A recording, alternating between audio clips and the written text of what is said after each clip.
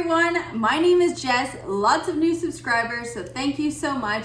Today I'm going to be talking about 10 things that I wish women would have told me sooner regarding the tech industry. All right, let's get started.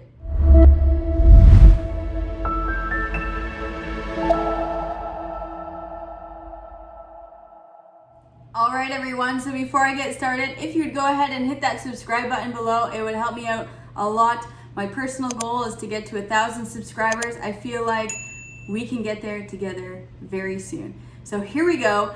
My 10 things that I wish I would have known sooner about the tech industry. Number 1 would be to avoid comparing your journey with someone else's.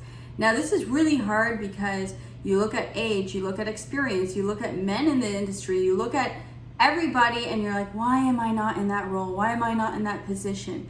That is the worst thinking that you can do. Focus on what you like to do in this industry. Focus on your own personal journey because you will get to a destination very different than your colleagues. So number 1 is just do not compare. Yes, we're in a competitive space, but still focus, laser focus on your journey and you, I guarantee, will get there. Now, number 2 is not all people are going to want to see you succeed. Now this one is a tough one for me, even today, is what do you mean not everyone wants to see me successful? What do you mean not everyone wants to watch my YouTube channel? What do you mean not everyone wants to celebrate my sale or my team? Whatever it might be.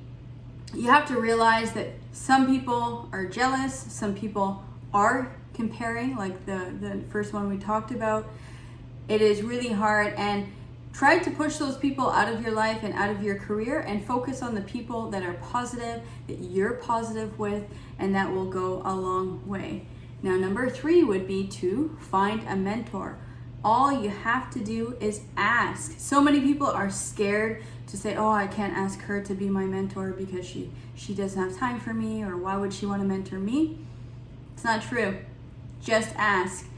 Ask the people in your organization, ask 1 or 2 people, have a one-on-one and see if you jive, and then at the end, ask them. It's not a big deal. You almost make it a bigger deal by, overthinking it. It's just a mentor. Do it once a month, once a quarter, once a week, whatever you find works for you, but get a mentor as soon as you can in this industry. It's very, very useful. Now, number 4 would be feelings are not facts, but that does not mean they are not valid. You're going to have loads of feelings in this industry being a woman, especially in the tech industry. It is male dominated. You will have feelings that don't feel valid, or you will have feelings of, oh my God, this is so hard.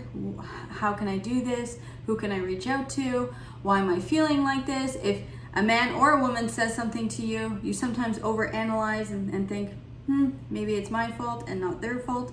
Know that you are okay to be emotional and feel through your feelings in this industry. No, you don't need to put the feelings away. Just make sure it's never personal, but you're still allowed to have feelings. Now, number 5 would be, don't try to be good at everything that you do. I recently was in a Strength Finders workshop. It's a book that I'll link below, and they talked about the strengths that you have.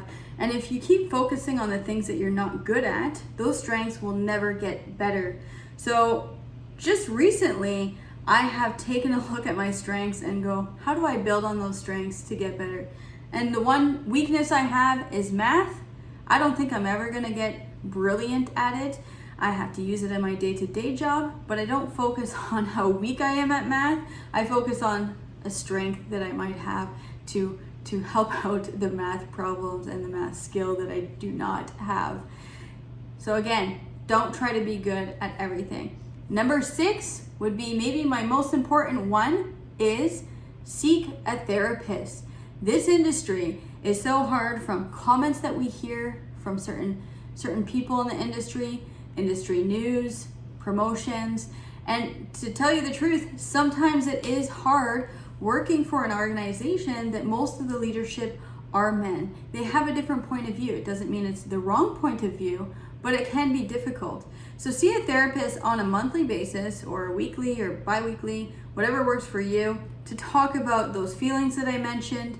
Validate your feelings, make sure that you have an outlet to talk to about how difficult it can be as a woman in this industry. I have been seeing a therapist now for just over 4 years, and I'm telling you, it does light years for me. I look forward to the days that I speak with my therapist / coach, whatever you want to call it. Now, number 7 would be, don't change who you are to belong to a certain group. Now, my first year to 2 years in the tech industry, I changed completely. I thought I needed to adapt to the environment that I was in. I needed to talk about certain topics that I was not super comfortable with. I got into hockey and golf, and hockey and golf, it is a gender neutral sport, but most of the time in the tech industry, men are talking about these sports. Or football, I did not get into that because I just can't get into that sport. But again, don't change who you are to try to fit in, because you are in this industry to change the industry, to make it more diverse, to bring certain skills that this industry doesn't have. So if you change who you are, then the industry is still going to be missing something. So be yourself. Now, I mean, that should be number 1, but I don't know, it's number 7.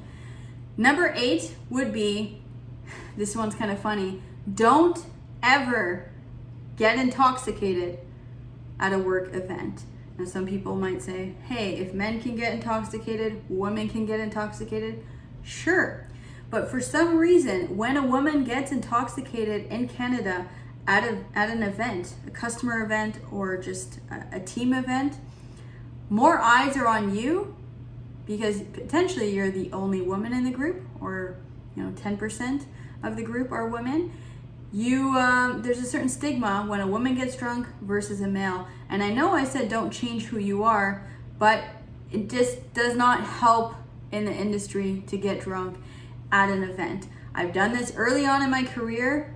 Biggest regret, because the next week people remember what you did at the party, whether you were drunk, whether you're funny, whatever it might be.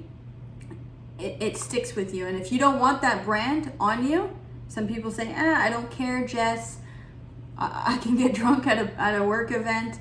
I just strongly suggest for your brand, and if you want to be seen as this strong, organized woman, you don't want that part of your brand.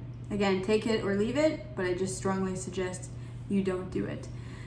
Number 9, no one is going to give you a seat at the table voluntarily. I learned this one maybe 2 or 3 years ago. I had a couple great ideas, and I'm like, well, they will invite me to the table when I'm needed. I'll keep giving ideas and ideas and ideas, and they'll give me credit when I deserve it. So I don't need to have this chair. But one woman actually told me 3 years ago, she said, Jessica, no one is going to pull you up a seat at the table. You need to show your work, show that it was you, without coming off as bragging or anything like that. So it's still a struggle for me. I don't like to say like, hey, look at my ideas. We're in a team environment. This is really hard. But let's say for the ideas that are worthwhile and your ideas that are so good, you do need to take credit for them. And people also might complain about that. People might say like, hey, there's no space here. I'll take the idea. The advice that I got 3 years ago was really good. I started using it. I don't use it all the time. I don't come to the table every time, and maybe I should. But again, you got to raise your hand when it's your great idea. Get credit where it is deserved. And lastly, number 10, it's always going to be a challenge in this industry as a woman. And I don't want to say always. Always is from the end of time. But I will say for the next 5, 10, 20, 30 years, we are going to have to be strong, and we are going to have to follow some of these tips and take our place at the table. And it's going to be a challenge. So with these tips, I hope that they can help you. Maybe it's a little less challenging for you. And thanks again for watching, and I will see you next week. If you like this video, feel free to give me a thumbs up, and hit that subscribe button so I can get to my goal, and I will see you later. Thank you so much and take care.